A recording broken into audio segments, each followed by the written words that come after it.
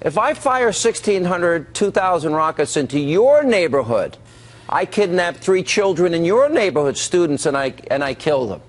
What do you think the proper proportionate response is? Well, maybe you should stop the ongoing, for decades-long military occupation of Palestinian territory. Okay, listen, before you question. We can take it back to the 1948 partition plan, and we can look at the 67 war, the 73 war, and the hostilities abroad to Israel. They did give land for peace 9 years ago. Now I'm asking you a question. If thousands of rockets are fired in your neighborhood, and kids in your neighborhood are kidnapped, what are you going to do?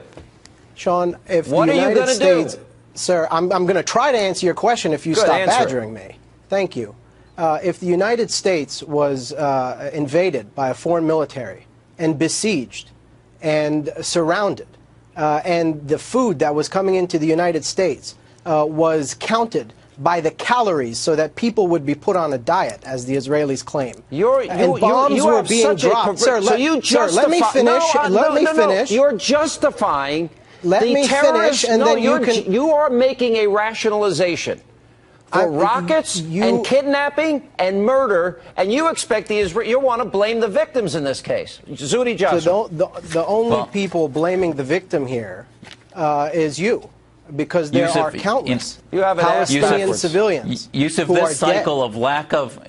Yusuf, we can't continue to explain these things away. For crying out loud, it's Ramadan, and they continue to send rockets out, and organizations like CARE, who, by the way, the FBI, by matter of policy, will not interact with because of the fact that they won't condemn Hamas as a terrorist organization, and still to this day they will not recognize them because of that. So they, just like hitting a softball. Right, Yusuf, I have a question. Hamas launches, let me finish, Hamas launches rockets on innocents, starts a war after war, and then they use that to say, well, it's a bigger narrative, it's about the occupation. Meanwhile, they have a gender apartheid inside Gaza. Christians are evacuating because churches are being burned. Their doctrine is fascist and genocidal against Jews. Palestinians aren't represented by Hamas, I don't believe, and yet they allow Hamas to drive the narrative globally and start wars. I want to ask Yusuf a question.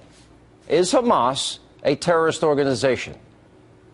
Do I get to actually speak now? You get to answer the question. It's a simple yes or no question. Is Hamas... You invited me on here, sir. You invited me on here as a guest. I'm asking you a question. Is Hamas, whose charter calls for the destruction of Israel, is that a terrorist organization? That's a yes or no question.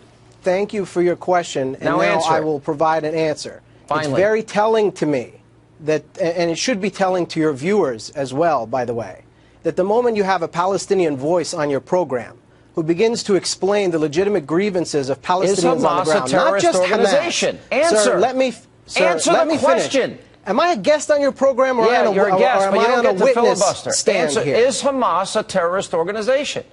The United States certainly considers Hamas a terrorist organization. Do you consider? I didn't ask what the United States think. I asked what you think. Okay. Can you hear? Look, if you think that we are going to have any progress in this situation by simply yelling at me, that's not really going to be helpful. Let me ask you nicely. Is Hamas let me ask you, sir, a question at this point. Is Hamas a terrorist organization? Yes or no? Let me ask you a question, sir, at this point. No, you don't answer a question with a question. Is Hamas...